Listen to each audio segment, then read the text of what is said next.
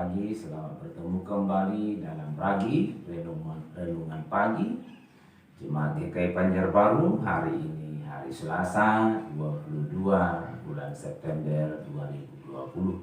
Mari kita berdoa. Ya Tuhan Allah, Bapa yang mengasihani kami, dalam nama Tuhan Yesus, terima kasih atas hari ini. Terima kasih atas firman-Mu yang kembali akan kami baca dan renungkan. Mohon anugerah urapan Roh-Mu yang kudus bagi kami semuanya, dalam nama Tuhan Yesus. Amin. Firman Tuhan hari ini sesuai amanat kita, Gereja Kalimantan Evangelis, terdapat di dalam Roma pasal yang ke-16, ayatnya yang ke-17 sampai 20. Roma pasal 16 ayat 17 sampai ayat yang ke-20, begini bunyinya. Tetapi aku menasihatkan kamu, saudara-saudara, supaya kamu waspada terhadap mereka yang bertentangan dengan pengajaran yang telah kamu terima, menimbulkan perpecahan dan godaan. Sebab itu hindarilah mereka. Sebab orang-orang demikian tidak melayani Kristus Tuhan kita, tetapi melayani perut mereka sendiri. Dan dengan kata-kata mereka yang muluk-muluk dan bahasa mereka yang manis, mereka menipu orang-orang yang tulus hatinya. Kabar tentang ketaatanmu telah terdengar oleh semua orang. Sebab itu aku bersukacita tentang kamu. Tetapi aku ingin supaya kamu bijaksana terhadap apa yang baik dan bersih terhadap apa yang jahat. Semoga Allah sumber damai sejahtera segera akan menghancurkan iblis di bawah kakimu. Kasih karunia Yesus Tuhan kita menyertai kamu. Demikian firman Tuhan. Tuhan Yesus bersabda, yang berbahagia ialah mereka yang mendengarkan firman Allah dan yang memeliharanya. Amin. Shalom. Bulan ini kita merayakan Hari Pendidikan Teologi GKI.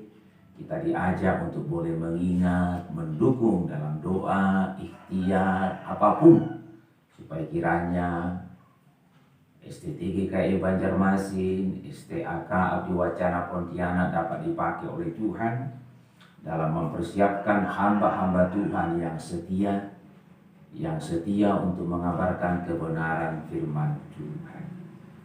Firman Tuhan melalui Rasul Paulus jemaat di Roma sudah dibacakan tadi untuk kita waspada terhadap pengajaran-pengajaran berkaitan dengan firman Tuhan.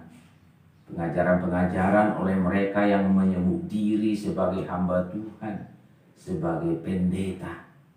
Entah itu yang datang spontan ke rumah, entah itu dalam ibadah-ibadah tertentu di mana-mana tempat, termasuk pemberitaan yang mengatasnamakan pemberitaan firman Tuhan melalui media sosial, termasuk YouTube, untuk kita boleh terus waspada, untuk kita boleh senantiasa kritis dan menguji.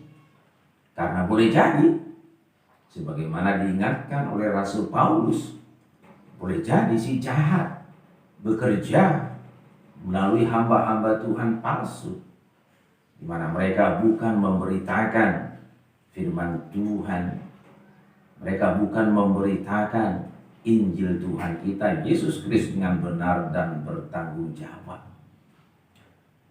Apalagi cara penyampaian mereka menarik.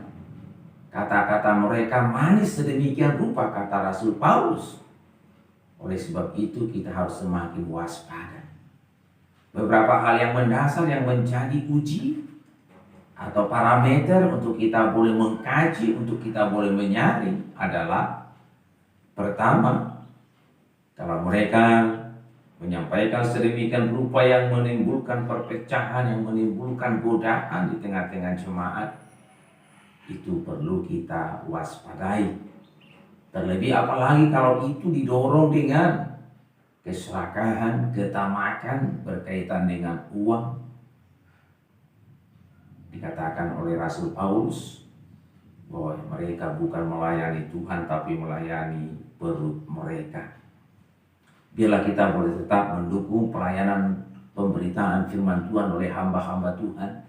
Namun sekaligus dengan itu kita tetap harus kritis untuk bisa mengkritisi, untuk bisa menyaring, bahkan menolak pengajaran-pengajaran yang tidak benar, menolak pengajaran-pengajaran yang tidak memuliakan Allah Tritunggal, Bapa, Anak, dan Roh Kudus, menolak pengajaran yang tidak mengabarkan Injil, keselamatan yang pasti dalam nama Tuhan Yesus yang boleh diterima dimiliki oleh orang yang percaya sepenuhnya kepada Yesus Kristus, yang percaya hanya oleh karena anugerah Tuhan Yesus semata, dan boleh mengaminkan karya Tuhan Yesus itu selesai dan sempurna bagi kita yang percaya kepadanya. Jemaat di Roma sudah menerima dan hidup di dalam Injil itu, dan salah satu buahnya boleh didengar oleh Paulus, boleh didengar oleh orang-orang lain di luar Roma, yaitu mereka taat. Dan ini kembali diungkit dan disampaikan oleh Rasul Paulus.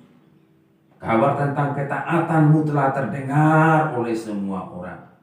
Sebab itu aku bersukacita tentang kamu. Mari kita pun boleh belajar taat kepada Tuhan.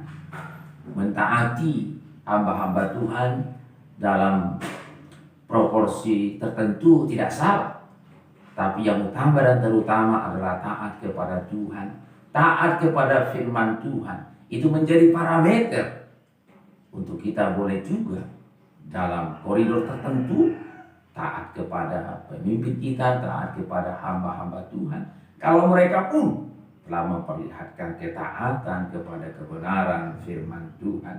Kita aminkan Allah sumber damai sejahtera akan memelihara hati dan pikiran kita dan memperlengkapi kita terus boleh hadir untuk boleh menghancurkan pekerjaan-pekerjaan iblis, termasuk melalui kepalsuan-kepalsuan para pemberita, kepalsuan-kepalsuan pemberitaan firman Tuhan dimanapun dan melalui media manapun, dalam nama Tuhan Yesus. Amin. Mari kita berdoa.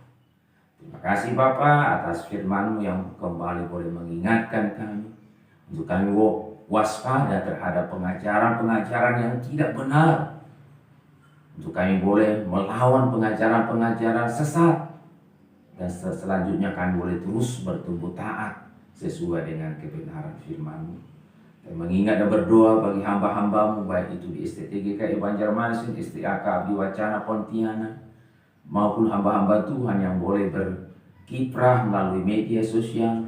Mohon anugerah Roh yang kudus supaya mereka terus mengabarkan kebenaran, dan kami menolak di dalam nama Tuhan Yesus mereka-mereka yang mau menyesatkan umat-Mu, untuk boleh senantiasa dilawan oleh ketaatan kami semuanya kepada kebenaran Injil Yesus Kristus. Terima kasih Bapa di dalam surga, kami serahkan hidup dan kehidupan kami masing-masing, bahkan tetap memohon anugerah-Mu bagi bangsa kami, bagi daerah kami, bagi kami masing-masing, untuk kiranya kami boleh hidup dengan sebaik-baiknya, bertanggung jawab, menjalankan kehidupan yang sehat dan bertanggung jawab. Terima kasih Bapa, kami mengucap syukur dalam nama Tuhan Yesus. Amin. Terima kasih, shalom, sampai ketemu dalam lain kesempatan. Tuhan memberkati.